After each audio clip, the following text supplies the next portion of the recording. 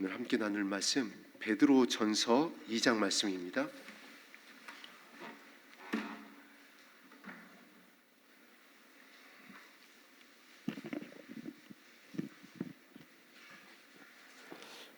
오늘 제 본문 말씀이 주보에는 2장 1절에서 3절로 기록되어 있는데 2장 18절에서 21절까지의 말씀입니다.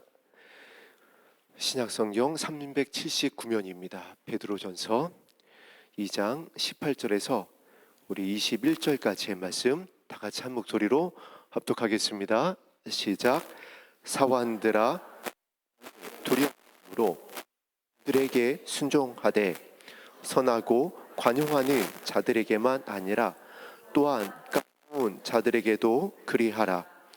부당하게 을 받아도 하나님을 생각함으로 슬픔을 참으면 이는 아름다우나 죄가 있어 매를 맞고 참으면 무슨 칭찬이 있으리요. 그러나 선을 행함으로 고난을 받고 참으면 이는 하나님 앞에 아름다우니라. 이를 위하여 너희가 부르심을 받았으니 그리스도도 너희를 위하여 고난을 받으사 너희에게 보응을 끼쳐 그 길을 따라오게 하려 하셨느니라. 아멘.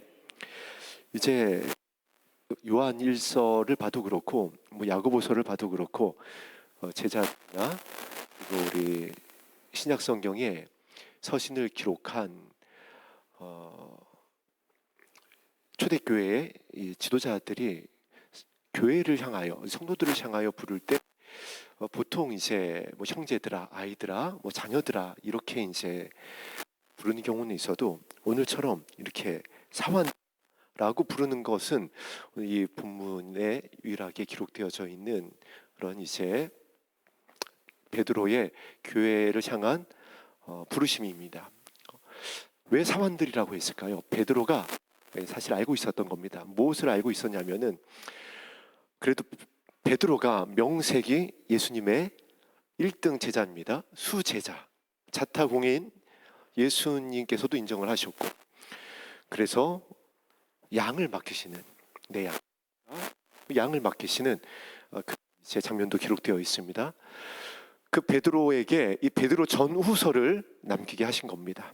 베드로 전후서를 남기게 하셨는데 이 베드로 전후서를 기록한 시기가 이제 베드로의 순교를 앞둔 시점이었었고, 그리고 이제 이스라엘이 예수님이 예언하신 대로 예루살렘 성이 돌 위에 돌 하나도 남김없이 무너져 내리는 것을 또 앞둔 그 시점이었습니다. 성도들과 교회들을 향하여서 굉장히 중요한 내용을 담을 수밖에 없는 그 시기에 이 베드로 전후서를 기록하게 하셨고, 이 수제자인 베드로에게 그 중에서도 귀한 교훈을 오늘 이 본문에 담아서 교회들에게 편지하고 있습니다. 특히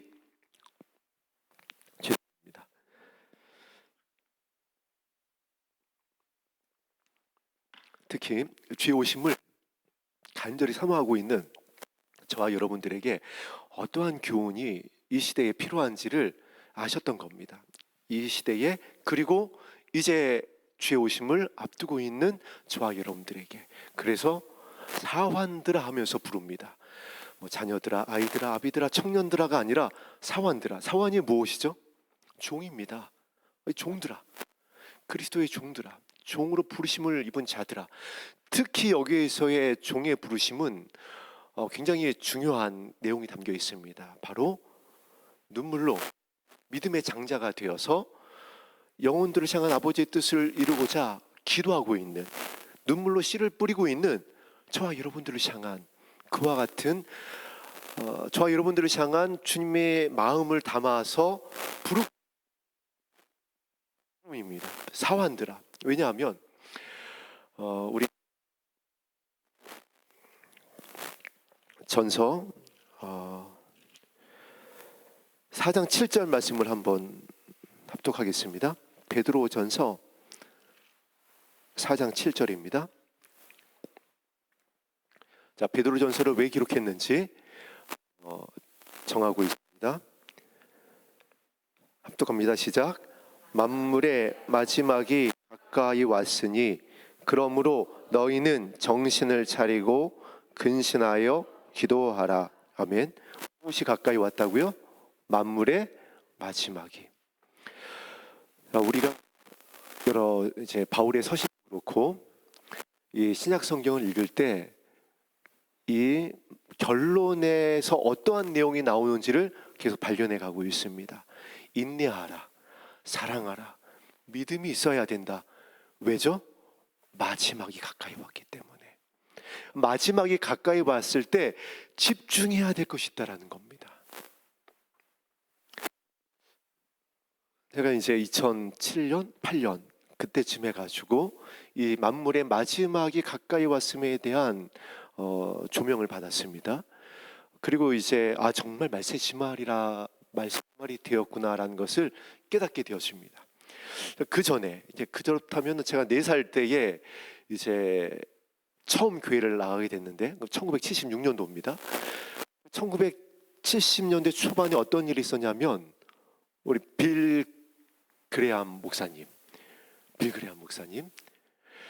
여의도에 100만 명이 모여서 정말 영광스러운 이 나라를 향한 이 대한민국을 향한 부흥의 불이 지피던 시기였습니다. 믿음의 선조들의 그 눈물의 씨앗이 드디어 영광스럽게 열매맺는 그 시점이 그 70년대 그 초반이었습니다.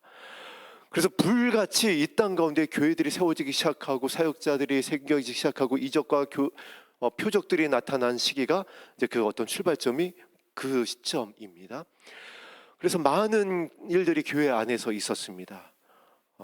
많은 가르침이 있었고 제자 훈련이 있었고 은사가 나타났고 교회들이 부흥하기 시작했고 그리고 우리나라가 명실상부한 전 세계를 향한 선교사 파송, 사실상 인구수 대비 가장 많은 선교사를 파송하는 영광스러운 나라로 하나님께서 높여주셨습니다. 숫자로는 이제 미국 선교사님들이 가장 많기는 한데 미국은 워낙 이제 많은 인구수를 가지고 있잖아요. 뭐 가령 들어서 텍사스라는 주만 해도 대한민국의 7배라고 합니다. 어마어마하게 한 개 주가 미국이 수십 개 주로 이루어져 있는데 한 개 주가 우리나라의 7배니까 그 인구가 얼마나 많겠어요. 그런 미국에서 선교사를 파송하는 것보다 사실상 이 인구수 대비로 봤을 때 우리나라가 전 세계에 가장 많은 선교사를 파송하는 나라. 이제 하나님께서 대제사장의 국가로 이제 복음을 이제 들고 이스라엘로 들어가게 하는 영광스러운 나라로 이제 삼으시는 그 출발점이 구체적인 출발점이 그 시기였습니다. 자, 그런데 그러한 이제 부흥의 시기, 영광스러운 교회의 어떤 사역의 시기, 선교를 지나서 지금 주의 오심을 깨닫게 여지는 이 시점에 베드로를 통하여서 사환들아 부르고 있습니다. 부르심을 받은 자들아, 특히 복음의 증인으로 무엇보다 예수 그리스도의 순결한 신부로 눈물로 씨를 뿌려 나와 함께 내 자녀를 영광의 날에 주 앞에 서게 해야 할 그 부르심을 받은 자들아, 그 부르심입니다. 사환 일반적인 뭐 종들아 뭐 이제 그 차원을 넘어서서 특별한 부르심을 받은 기도의 섬김의 부르심을 받은 저와 여러분들을 향한 이 부르심입니다. 어떻게 보면 모세의 부르심과도 같습니다. 모세를 그 종되었었던 애굽에서 약속의 땅, 젖과 꿀이 흐르는 가나안 땅으로 인도하여 내기 위해서 모세가 부르심을 받듯이 저와 여러분이 영광스러운 그와 같은 사명을 받은 그 부르심 가운데 서 있다라는 겁니다. 그래서 이렇게 부르고 있는 겁니다. 사환들아, 부르심을 받은 하나님의 종들아, 예수님의 진짜 친구이며 예수님의 신부들아, 그 신부들이 집중해야 될 것, 이 마지막 때에 집중해야 될 것을 이 베드로전서 2장 28절에서 20절에 이렇게 편지하고 있습니다. 마지막 때인데 이 마지막 때를 특별히 어떻게 지내라? 범사에 두려움으로 지내라. 잘 살피라는 겁니다. 잘 분별해야 된다라는 겁니다. 무엇을 살펴야 되고 무엇을 분별해야 될까요? 정말 많은 정보가 쏟아지고 넘쳐나고 있는 이 말세지 말에 어떤 것을 살펴야 되고 어떤 것에 집중해야 되고 무엇을 두려워해야 되고 무엇을 분별해야 될 거냐는 겁니다. 이거를 순교를 앞두고 있는 베드로에게, 예수님의 수제자였으며 또 이제 예루살렘이 멸망케 되어지는 그 예수님의 눈물의 예언, 눈물의 기도와 그 아픔이 이제 곧 도래할 그 땅 가운데에 들어가야 될 그 초대교회 성도들에게 전하고 있는 이 내용, 의미심장할 수밖에 없습니다. 그런데 이와 같이 편지가 이어집니다. 주인들에게 순종하되 선하고 관용하는 자들에게만 뿐만 아니라 또한 까다로운 자들에게도 그리하라. 이게 무슨 말씀일까요?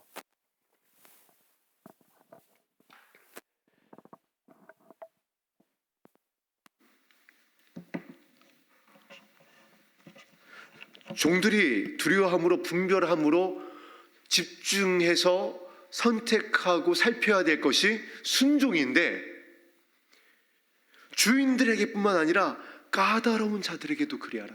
자, 이제 이 내용을 살펴보기 위해서는 우리가 앞에 어떠한 내용이 있는지 또한 뒤에 어떠한 내용인지를 살펴볼 필요가 있습니다. 그래서 우리 먼저 3장 1절을 함께 살펴보겠습니다. 3장 1절과 2절 말씀입니다. 합독합니다. 시작.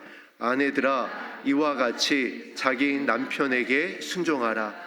이는 혹 말씀을 순종하지 않는 자라도 말로 말미암지 않고 그 아내의 행실로 말미암아 구원을 받게 하려 함이니 너희의 두려워하며 정결한 행실을 봄이라.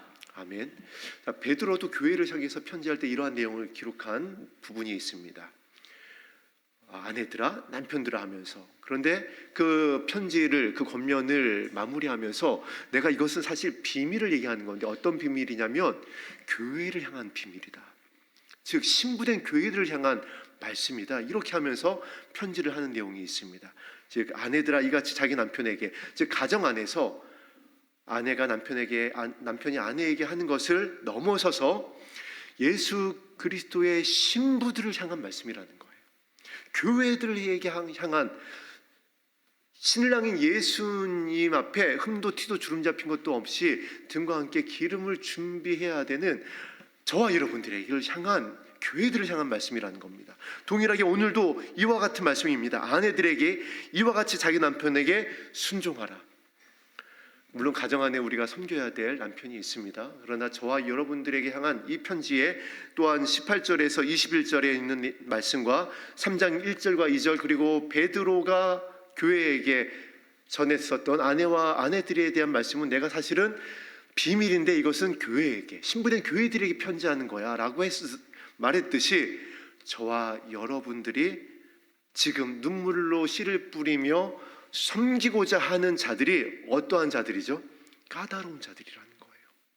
권위 있는 자들일 수가 있고, 나를 다스릴 수 있는 자들일 수 있고, 나를 아프게 하는 자들일 수 있고. 왜냐하면 공중권세 잡은 사단이 연약한 자들을 불순종하는 자들 가운데 역사하는 영이라고 그랬습니다. 그래서 아직 은혜 가운데 들어오지 못한, 준비되지 못한, 깨어나지 못한 자들을 침투, 공격의 루트로 사용한다는 겁니다.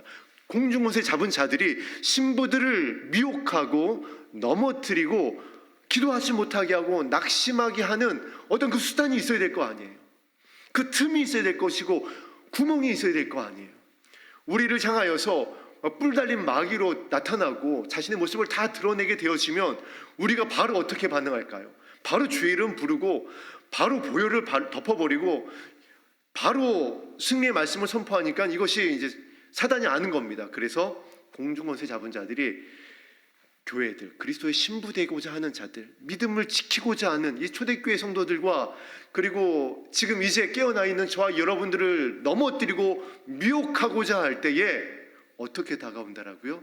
공중권세 그 잡은 자들이 자신의 그 광명의 천사로 가장할 수 있는 그 미혹을 가지고, 그 영을 가지고 저와 여러분들을 공격한다라는 겁니다. 그것이 가정 안에 있을 때가 많이 있습니다. 그것이 특별히 남편일 때가 많고, 그것이 특별히 세상으로 나가서는 힘 있는 자들일 때가 많습니다. 그것이 나라의 권세자들일 때가 많습니다.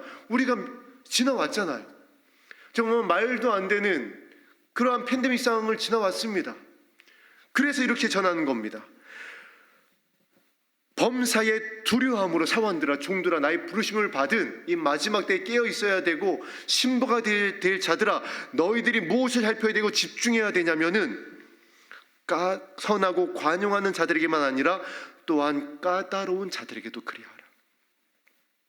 너희들을 공격하는 자들에게, 너희들을 슬프게 하는 자들에게, 너희들에게 상처 주는 자들에게, 힘을 가지고 너희들을 다스리는 자들에게도 어떻게 하라? 순종하라. 선하고 관용하는 자들에게만 아니라 까다로운 자들에게도. 아니, 어떻게 순종하라는 거죠? 예전에 우리나라에도 이제 그와 같은 정권 하에서 순종하던 그와 같은 이제 관료들이 있었습니다. 이것을 비교하자면 이럴 수 있습니다. 이제 우리가 성경에서 발견하듯이 가령 들어서 다니엘을 한번 떠올려 보겠습니다. 다니엘이 이방 나라에 가서 이방 나라의 관료로서 우상을 섬기는 나라의 왕을 섬깁니다. 자, 그러면은 이게 어떤 관계가 되는 거죠? 이방 나라의 왕을 섬기는데 그냥 섬기는 것이 아니라 총애를 받으면서 섬깁니다. 그러니까 그 나라에 굉장히 유익을 준 관료였던 거예요. 그럼 어떻게 되는 거죠? 다니엘이 믿음을 저버린 자인가요? 아닌 겁니다. 오늘 이 말씀에 비춰보면 선하고 관용하는 자들에게만 아니라 까다로운 자들에게도 그리하라. 성경에 이와 같은 말씀이 있습니다. 모든 권세는 어디로부터 온다라고요? 하나님께로부터 온다라고 그랬습니다. 물론 우리가 다니엘과 그 세 친구들이 아무리 하나님의 권세로부터 온 왕이라 할지라도 우상에게 절하라 했을 때는 타협하지 않습니다. 그러나 어떻게 하죠? 그 나라에서는 선하고 관용함으로 최선을 다합니다. 특히 다니엘이 그랬습니다. 얼마나 선하고 관용함으로 최선을 다하며 선대했는지 여러분과 말씀을 나누었듯이 자신을 죽이라 했었던 왕 앞으로 자신을 죽이려고 칼을 든 장군 앞에 서서 나를 왕 앞으로 인도해달라고 막았을 정도였어요. 이것이 다윗이 선함을 가지고 관용하는 마음을 가지고 순종했었던 그 사랑의 능력의 결과입니다. 이 마지막 때에 우리가 이기는 자 되길 원하잖아요. 최우승이하는 자 되길 원하잖아요. 그리고 나의 가정에 있는 나의 자녀와 남편과 아내를 하나님 아버지 앞에 올려드리는 그 마음에 이 한 가지 소원을 가지고 간절함을 가지고 오늘 우리가 또한 이 자리에 모였습니다. 그 영광스러운 승리를 다니엘이 이 베드로의 말씀을 가지고 그대로 순종함으로 실현해낸 것입니다. 도저히 이해할 수 없는, 납득할 수 없는 그와 같은 환경입니다. 약속의 부르심을 받은 선민인데 팔려갑니다. 처참하게 무너지고 도륙당하고 이방 나라의 종살이로 그것도 70년이나. 그런데 하나님께서 어떻게 하라고요? 그곳에서 선해야 된다. 그곳에서도 사랑해야 된다. 그들을 향해서 최선을 다해서 충성해야지 된다. 이것이 굉장히 우리에게 시사하는 바가 큽니다.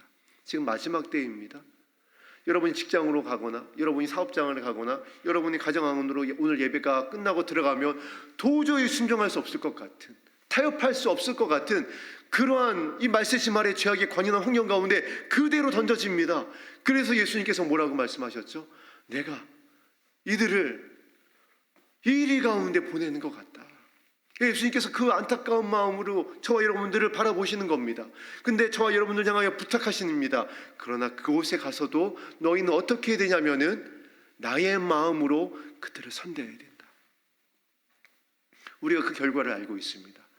다윗이 그렇게 선대했을 때에 느부갓네살 왕이 결국 어떻게 되죠? 다윗의 하나님만이, 그들의 하나님만이 상처나지 하나님이다. 할렐루야. 이 영광의 선포와 증거를 아버지 하나님께서는 저와 여러분을 통하여 이루기를 원하시는데, 순종과 선함과 관용이라는 것이에요. 그래서 19절 말씀에 이렇게 편지합니다. 부당하게 고난을 받아도 하나님을 생각함으로 슬픔을 참으면 일은 아름다우니라. 초대교회 때 왜 이 말씀을 전하게 하셨을까요? 자, 이 시대에 왜 저와 여러분들에게 이 말씀을 편지하면서 위로하고 있는 것일까요? 알고 있는 겁니다. 예수님께서 너무나도 힘들고 피곤하고 지치고 환난 가운데 들어가야 되는 때임을 선한 목자인 예수님께서 아시는 거예요. 그래서 준비할 수 있도록, 그래서 저와 여러분들이 믿음의 전신갑주를 취할 수 있도록 베드로를 통하여 편지하고 계신 겁니다. 초대교회도 너무 지친 겁니다.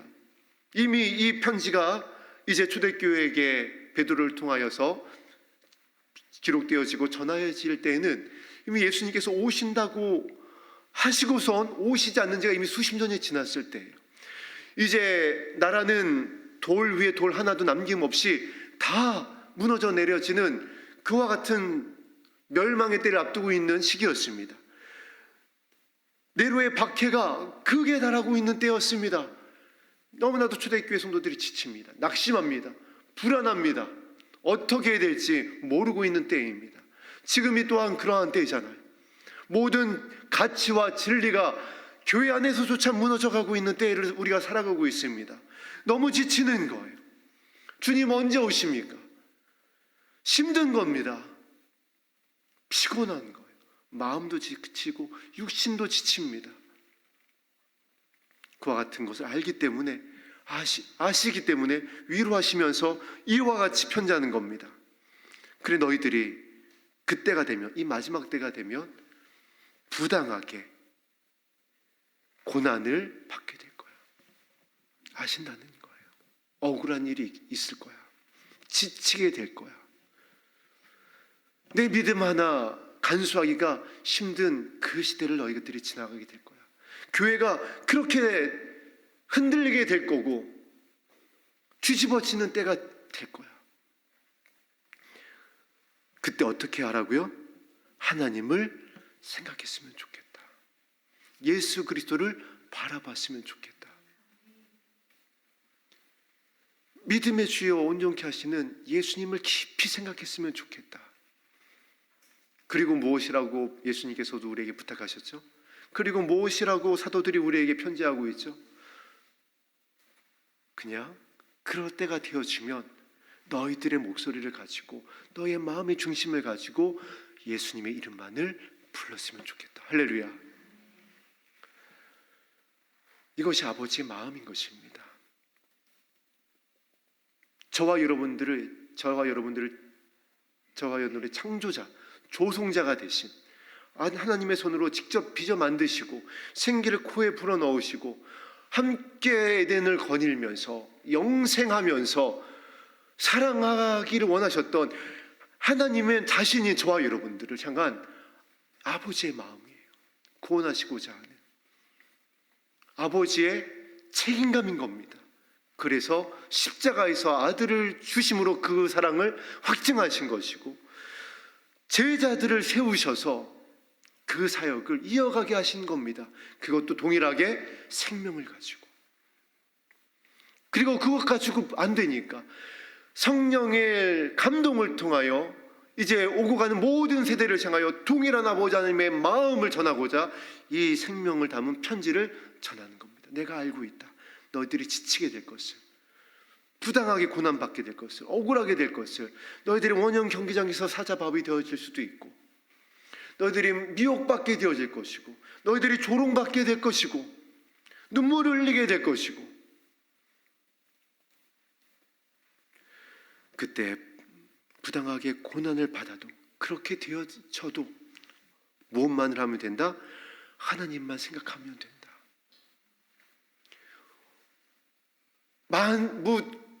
우리가 감당할 수 없는 어떤 기도의 분량, 사역의 분량, 그때는 그래도 이 정도는 너희들의 믿음의 어떤 모습을 가지고 있어야 될 거라고 하는 어떠한 우리가 가시적인 어떠한 것 기준을 말씀을 하는 것이 아니라 하나님을 생각해라, 예수님을 생각해라, 예수님 이름을 불러라.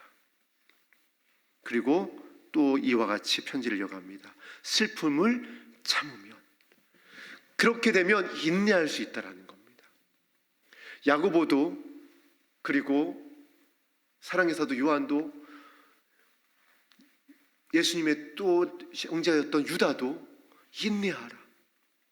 오늘 베드로도 고난을 받고 그 시기를 지나가게 될 때는 무엇을 해야 된다? 인내해야 된다, 참아야 된다. 그런데 그 방법을 알려주고 있습니다. 하나님을 생각하며 참을 수 있다라는 거예요. 하나님을 생각하면 여러분 무엇을 먼저 떠올리게 되나요? 우리가 함께 나누고 있는 생명의 말씀의 결론입니다. 하나님의 나라예요. 하나님을 생각할 때 우리가 무엇을 생각해야 되고 무엇을 떠올려야 되나요? 우리의 결론입니다. 우리의 영원한 집, 아버지 하나님의 보좌가 있고 그 보좌에서 나오는 은혜의 강물로 우리를 치료하시고 우리의 눈물을 닦아주신다고 약속하셨었던 우리의 영원한 본향, 하나님의 나라를 생각하게 되어집니다. 여러분이 하나님을 생각하게 되어질 때에 이 땅에서 무엇을 주실 것을 생각한다라면은 오늘 18절에 사완들아 범사의 두려움으로 주인들에게 순종하되라는 이 말씀을 깊이 묵상하셨으면 좋겠습니다. 무엇을 생각했으면 좋겠는 것이고 우리를 어디로 지금 인도하고 있는 것인지, 그리고 그 슬픔을 참아낸 인내했던 성도들과 교회들의 마지막 모습을 이렇게 말씀합니다. 아름다우니라. 이것이 그냥 미사오구가 아닙니다. 그냥 그랬으면 좋겠다가 아니에요. 놀라운 아버지의 약속이 담겨 있는 것입니다. 아름다우니라.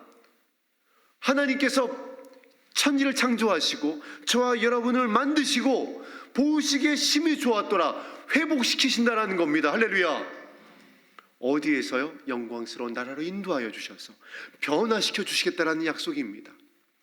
예수님의 몸으로, 신령한 몸으로 죽을 것이, 썩을 것이 죽지 않고 썩지 않을 몸으로 변화될 것이라는 거예요. 어떠한 자들이? 인내하는 자들이, 어떠한 자들이? 하나님을 깊이 생각하는 자들이, 권세 있는 자들에게, 우리를 박해하는 자들에게, 공중권세 잡은 자들에 의하여서 우리를 시험에 들게 하는 자들에게 그것을 살피고 그것을 주의하여 바라보아서 예수님이 말씀하셨듯이 선함과 순종과 관용으로 견디는 자들에게, 이것이 얼마나 중요한지 21절에는 이렇게 편지합니다. 이를 위하여 너희가 부르심을 받았다. 할렐루야. 저와 여러분을 오늘 이 자리로 인도하여 주셔서 함께 기도하게 하고 예배하게 하고 찬송하게 하며 주의 이름을 부르게 하는 것, 이를 위함이랍니다. 아름답게 하기 위함, 인내하는 것을 알게 하기 위함, 하나님을 깊이 생각하며 하나님의 나라를 바라보고 순종하고 선대하고 관용하게 하기 위해서 이 교회를 세우셨고 땅을 주셨고 저와 여러분들을 기도하게 하셨다라는 거예요. 이 땅의 것을 주시기 위함이 아니라는 겁니다. 사라질 것을 주시기 위함이 아니라는 것이에요. 태초의 모습으로 회복시키기 위함이다. 이를 위하여 너희가 부르심을 받았으니, 이게 얼마나 영광스러운 부르심인가요? 우리 시브리서 3장 말씀 한번 살펴보겠습니다. 이 부분을 시브리서 3장에서는 어떻게 전하고 있는지 함께 살펴보겠습니다. 시브리서 3장 말씀입니다.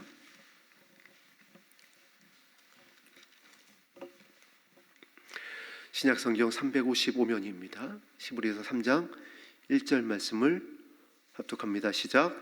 그러므로 함께 하늘의 부르심을 받은 거룩한 형제들아, 우리가 믿는 도리의 사도이시며 대제사장이신 예수를 깊이 생각하라.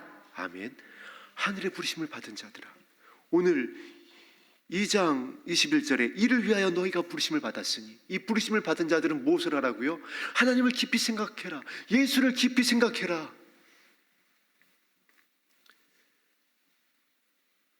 그리고 그 이유를 히브리서 3장 2절에서는 이렇게 이어갑니다. 그는 자기를 세우신 이에게 신실하기를 모세가 하나님의 온 집에서 한 것과 같이 하셨으니 그는 모세보다 더욱 영광을 받을 만한 것이 마치 집 지은 자가 그 집보다 더욱 존귀한 같으니라. 이러면서 모세에 대한 이야기를 이 히브리서 기자가 전합니다. 저와 여러분이 부르심을 받은 것, 사원들이라고 편지하며 부르고 있는 이유, 영광스러운 사역의 부르심입니다. 모세를 세운 것과 같이 저와 여러분들을 세워서 불러서 하나님을 깊이 생각하고 예수를 깊이 생각하게 해서 순종하게 하고 선대하게 하고 관용하게 해서 그 능력을 가지고 아름답게 하기 위함이다. 저와 여러분들이 아름다운 예수 그리스도의 신부가 되어질 때에 결론이 있습니다. 이어지는 연쇄 반응이 있어요. 신부의 기도를 신랑이 예수님께서 들으신다라고 그랬습니다. 오늘 우리가 찬송했듯이 아름다운 자들, 이 은혜 가운데 들어간 자들을 향해서 하나님께서 아름다운 자들이다, 예수님의 진짜 친구들이다. 그래서 야고보에는 이와 같이 얘기합니다. 이와 같은 진짜 예수 그리스도의 신부가 된 자들, 인내하는 자들, 선대하고 관용하는 자들, 이들이 하는 기도가 역사하는 힘이, 능력이 크다. 할렐루야.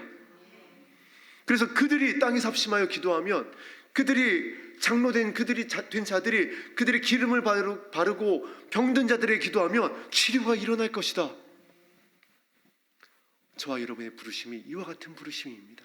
이 연쇄 반응이 일어나는 거예요. 그래서 아브라함이 예수님의 벗이 되어 간절히 간구하며 하나님께서 그 중부의 대상이 되어지는 롯의 가정에 자비를 더하여 주셔서 천사들을 보내어 그 멸망받을 땅에서 구원해내십니다. 저와 여러분들이 아름답게 되어지라고 하는 것, 저와 여러분들에게 하나님을 깊이 생각하라고 하는 것, 저와 여러분들에게 사원들을 하면서 이 시대에 집중해야 될 것, 범사의 두려움으로 살펴야 될 것을 이와 같이 편지하는 것은 생명이 달려있기 때문에 그래요. 영원한 생명을 이제 저와 여러분들이 모세의 부르심과 같이 이 시대의 사명을 감당해야 되기 때문에 그렇습니다. 이를 위하여 너희가 부르심을 받았으니 그리스도도 너희를 위하여 무엇을 받았다라고요? 고난을 받으사. 이 무슨 말씀인가요? 예수님께서 이 길을 걸어오셨잖아요. 아신다라는 겁니다. 저와 여러분이 받는 고난, 억울함, 공중곳에 잡은 자들로 인하여 어떠한 공격을 가정 안에서 세상 가운데서 받고 있는지, 매일매일의 삶이 어떠한지, 초대교회들이 어떠한 상황으로 들어가야 될지, 앞으로 또 교회가 어떠한 흔들리는 그와 같은 박해와 시험의 때로 들어가야 되는지를 아시는 겁니다. 그래서 우리를 위하여 받은 고난이다. 그리고 편지하고 있습니다. 그래, 너희들이 지나고 있는 때는, 너희들의 삶은 고난의 때야, 시험의 때야, 예수님께서 하시는 거예요. 그래서 고난을 받으사 어떻게 하신다라고요? 너희에게 본을 끼쳐. 그러면 그 고난을 어떻게 지나가야 하는지, 어떻게 이길 수 있는지, 그 고난의 결과가 무엇인지 예수님께서 본을 보이셨다라는 겁니다. 예수님께서 그 마지막에 참으신 그 본이 어떠한 본이셨나요? 우리가 많은 성경을 살펴봤지만은 특히 오늘 이 부분을 함께 살펴봤으면 좋겠습니다. 예수님께서 가장 고난을 당하신, 가장 아픔의 순간이셨던 부분은 물론 십자가의 고난이실 수 있습니다. 그 육신의 수치가 드러나는 그때일 수도 있었습니다. 그러나 예수님의 가장 큰 고난은 겟세마네 동산이었어요. 어떠한 죽음으로 죽어야 될지를 발견한, 알시게 되어진 그 순간이었습니다. 이것을 성경에서 이렇게 기도하고 있습니다. 그래서 예수님께서 얼마나 간절히 기도하셨는지 하나님께서 그 아들의 기도하는 그 모습을 보시고 안타까워서 천사들을 보내셨어요. 가서 아들의 기도를 도와라. 그래서 천사들이 기도를 도왔다라고 그랬습니다. 하나님의 아들인데, 만왕의 왕인데 그 죽으심을 앞두고, 그 참으심을 앞두고 기도하는 주님의 기도를 하나님께서 천사들을 명하여 기도를 돕게 하셨어요. 이 무엇을, 어떠한 본을 보이시는 거죠? 지금 우리가 어떠해야 될 때라고요? 기도해야 될 때라는 거예요. 다시 한번 보겠습니다. 베드로전서 4장 7절 말씀입니다. 너희는 정신을 차리고 근신하여 무엇하라? 기도하라.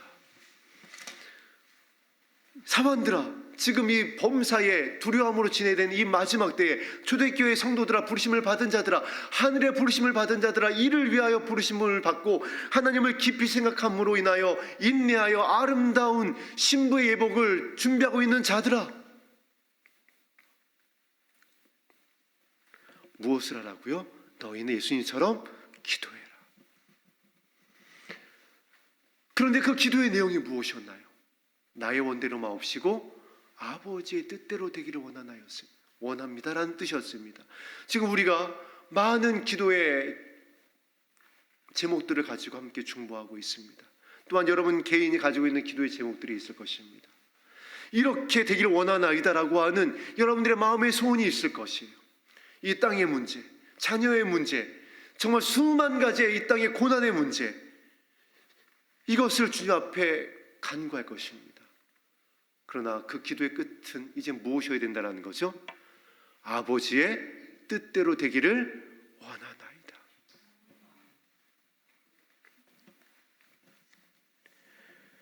예수님께서는 그와 같이 기도하셨을 때에 제자들에게 말씀하십니다. 이제 나의 때가 되었다. 여러분, 지금 예수님의 때가 되어졌습니다. 어느 때요? 약속대로 다시 오실 호령과 천사장의 나팔 소리가 울려 퍼질 때가 되었습니다.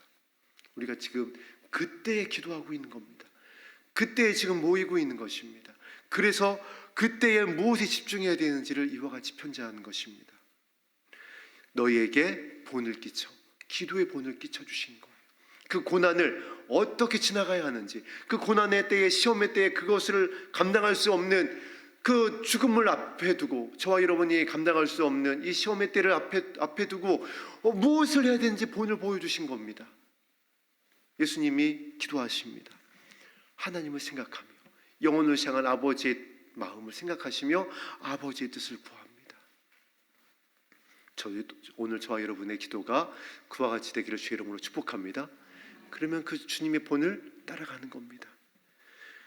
그 주님의 본을 따라가면, 기도하게 되면 그것이 어떠한 모습이라고요? 그 자체를 따라가는 것이다. 저와 여러분이 오늘 드리는 기도, 하나님을 생각하며 아버지의 나라를 바라보며 눈물로 드리는 기도는 어떤 기도냐면은, 이 기도야말로 정말 하나님의 보좌를 움직이는 기도입니다. 이 기도야말로 그 자취를 따라가는, 어린 양 예수 그리스도를 따라가는 기도라는 겁니다. 나의 뜻을 구하는 것이 아니라 아버지의 뜻을 구하는 기도. 예수님께서 왜 아버지의 뜻을 구하는 기도를 드릴 수밖에 없었나요? 십자가에서 몸짓고 피 흘리셔야 휘장이 갈라지게 되어지는 겁니다. 저와 여러분들이 이 기도를 들어야 휘장이 갈라집니다. 두터웠었던, 영혼 강팍했었던, 차가워져 있는, 우리가 지금 중보하고 있는, 아버지가 살리시기를 원하시는 그 영혼을 덮고 있는 그 두터움이 갈라지게 된다는 것이에요. 다른 방법이 없습니다. 지금 우리가 누군가를 전도하려고 해보세요. 예수님의 예자를 꺼내기도 전에, 교회의 교자를 꺼내기도 전에 어마어마한 공격이 다가올 것입니다. 경험해 보셨을 거예요. 지금이 그와 같은 때입니다. 너무나도 굳어져 있는 때이고, 그때에 그들을 구원하기 위한 아버지 예수님의 본을 보여주신 것입니다. 그렇게 하나님의 뜻을 구하시고 십자가에서 용서하시니까 욕하며 조롱하던 강도가 돌아옵니다. 나를 구원해달라고.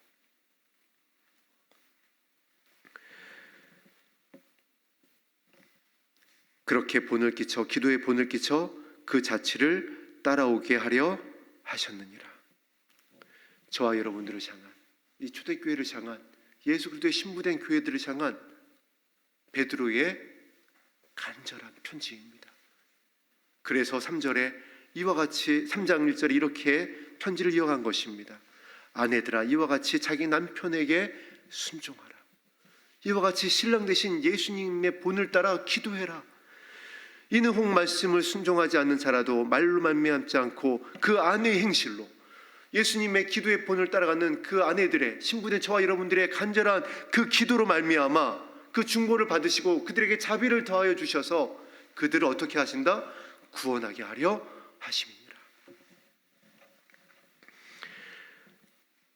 왜 우리가 18절이 사환들이라고 한 이 말씀이 저와 여러분들을 모세의 부르심과 같이 이 마지막 때에 영광스러운 사명을 받은 자들이라고 하셨는 말씀 편지한 내용인지가 우리 3절을 통해서 또 히브리서 말씀을 통하여 오늘 본문 말씀을 통하여 이렇게 발견해 가고 있는 것입니다. 한 번 더 이제 우리 앞에 있는 2장 앞 먼저 기록되어진 말씀을 통하여 한 번 또 확인을 해보도록 하겠습니다. 13절 말씀입니다. 13절 이후부터 17절까지 쭉 합독하겠습니다. 시작. 인간의 모든 제도를 주를 위하여 순종하되 혹은 위에 있는 왕이나 혹은 그가 악행하는 자를 징벌하고 선행하는 자를 보상하기 위하여 보낸 총독에게 하라. 곧 선행으로 어리석은 사람들의 무식한 말을 막으시는 것이라. 너희는 자유가 있으나 그 자유로 악을 가리는 데 쓰지 말고 오직 하나님의 종과 같이 하라. 무사람을 공경하며 형제를 사랑하며 하나님을 두려워하며 왕을 존대하라. 아멘. 16절에 뭐라고 기록되어 있죠? 오직 하나님의 종과 같이 하라. 모세가 이스라엘 백성을 인도하기 위한 부르심을 저와 여러분들에게 영광스러운 부르심으로 허락하여 주셨습니다. 그래서 하늘의 부르심을 받은 자들아, 하나님이 부르심을 받은 자들아, 베드로 전후서에 그래서 저와 여러분들의 신분은 왕 같은 제사장이다, 거룩한 나라다, 그의 소유된 백성이다. 무엇을 위해서? 이 영광스러운 아름다움을 위해서. 왕들이라도, 포로된 자들이라도 하나님 앞으로 돌아오게 하는 이 영광스러운 사명을 감당하기 위하여 부르심을 받은 자들아, 그들이, 우리가 돌아오게 해야 될 자들이 우리의 가정 안에, 어떻게 보면 우리 공동체 안에, 우리가 매일 함께하고 있는 우리의 삶 가운데에 부탁드리는 이 세상 가운데 있습니다. 그들을 어떻게 돌아오게 해야 될지, 또한 이 마지막 때에 받는 공격으로부터 우리가 어떻게 예수님의 본을 따라서 우리의 믿음을 지키고 아름다운, 하나님 보시기에 아름다운 자들이 되어지는지, 그것을 오늘 편지 가운데에 이렇게 기록해 나온 것입니다. 그래서 오늘 본문을 우리 다시 한번 합독하겠습니다. 18절에서 21절입니다. 시작. 사환들아, 범사에 두려함으로 주인들에게 순종하되 선하고 관용하는 자들에게만 아니라 또한 까다로운 자들에게도 그리하라. 부당하게 고난을 받아도 하나님을 생각함으로 슬픔을 참으면 일은 아름다우니라. 죄가 있어 매를 맞고 참으면 무슨 칭찬이 있으리요. 그러나 선을 행함으로 고난을 받고 참으면 이는 하나님 앞에 아름다우니라. 이를 위하여 너희가 부르심을 받았으니 그리스도도 너희를 위하여 고난을 받으사 너희에게 본을 끼쳐 자치를 따라오게 하려 하셨느니라. 아멘. 저는 오늘 이 본문을 묵상하고 말씀을 준비하면서 아버지의 선하심, 아버지의 자녀들을 향한 마음이 더 깊이 발견되어졌습니다. 아시는 거예요. 정말 아시는 겁니다. 우리가 당할 시험의 때, 우리의 연약함, 교회의 미혹의 상황들, 성도님들의 두려움이 무엇인지를 아버지께서 너무 정확하게 아시는 겁니다. 그래서 베드로를 통하여, 십자가에서 순교에 대해 베드로를 통하여서 이제 그 순교를 앞두고 그 사역의 말미에 정말 이제 순교를 앞둔, 그래서 내가 어떻게 감히 십자가에 못 박히셨던 예수님처럼 똑바로 십자가에 못 박힐 수 있겠습니까? 나를 십자가에 반대로 매달아서 못 박아 달라고 이렇게 순종할 수 있는 고백이 되어진, 왜 베드로가 어떻게 보면은 가장 그 신앙의 그 믿음의 주님을 따라갔었던 그 발걸음의 깊이가 가장 깊어졌을 때에 성령께서 베드로를 감동하여 성도들을 향하여 이 편지를 기록한 것입니다. 하나님의 종들아, 부르심을 받은 자들아, 사환들아, 아내들아, 신부들아, 너희들이 두려움으로 살펴야 될 것은 다른 것이 아니다. 무엇을 살펴야 되는지, 어떠한 본을 따라가야 되는지, 어떠한 기도를 해야 되는지 어렵지 않게 너무나도 명령하게 또 다른 복음이 아니라 요한이 전했던 것과 동일한, 야고보가 전했던 것과 동일한 그 말씀으로 저와 여러분들에게 편지하고 있습니다. 저와 여러분들의 결론이 오늘 이를 위하여 부르심을 받아 그 자취를 따라오게 하려 하셨다는 예수님의 발걸음을 따라가게 되어지고 20절의 말씀대로 하나님 앞에 아름다워져서, 우리가 부르심을 받은 사환들의 이유가 뭐라고요? 지금 두터워져 있는, 휘장처럼 두껍게 굳어져 있는, 두려워하고 있는, 돌아오지 못하고 있는, 잠들어 있는 우리가 살려야 될 우리의 자녀들, 우리의 부모들, 형제들, 우리 친족들을 구원하라고 이 은혜의 말씀을 우리에게 전하고 있습니다. 저와 여러분들이 이 말씀에 순종하여서 아름다운 예수님의 사원이 되어 예수님을 끝까지 따라가는 그 발걸음의 끝에 영광스럽게 함께 서게 되기를 주의 이름으로 축복합니다. 오늘 우리 함께 들었던 찬송 342장, 찬송가 342장 드린 후에 우리 말씀을 의지하여 기도하겠습니다.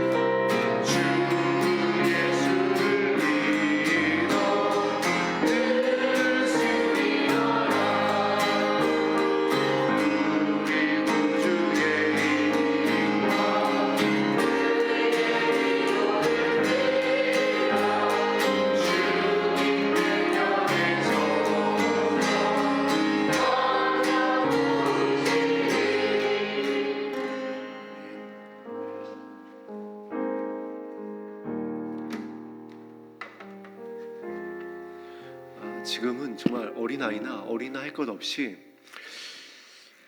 저는 이제 이와 같은 시대인 것 같습니다. 서름이 폭받쳐 오르는 시대, 억울한 시대. 정말 이제 너무 견디기 힘들어서 어떠한 외부의 자극이 나를 살짝만 터치해도 그냥 무너져 내릴 것 같은 그와 같은 때가 아닐까요? 그래서 그때에 우리가 어떻게 견뎌야 되는지, 우리를 어떻게 살리고 싶어 하시는지 아버지의 마음을 담아서 오늘 베드로에게 편지하고 있습니다. 예수님이 그래서 우리를 위하여 고난을 받으셨다라고 했어요. 아시는 겁니다. 얼마나 두려운지, 얼마나 수치스러운지, 얼마나 그 상처가 아픈지, 얼마나 억울한지, 내가 왜 그래야 되는지.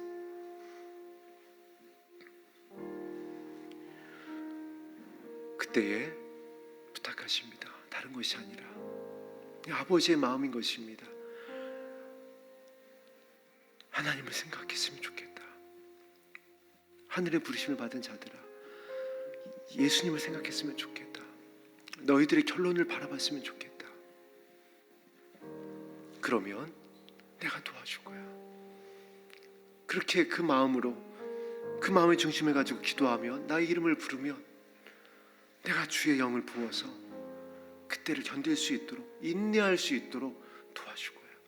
그래서 끝까지 나를 따라올 수 있도록, 아름다운 그리스도의 신부가 될 수 있도록, 나의 아내들이 될 수 있도록, 나의 진짜 종들이 될 수 있도록 내가 도와줄 거야. 다른 사람이 아니라 베드로에게 이 편지를 왜 남기게 하셨을까요?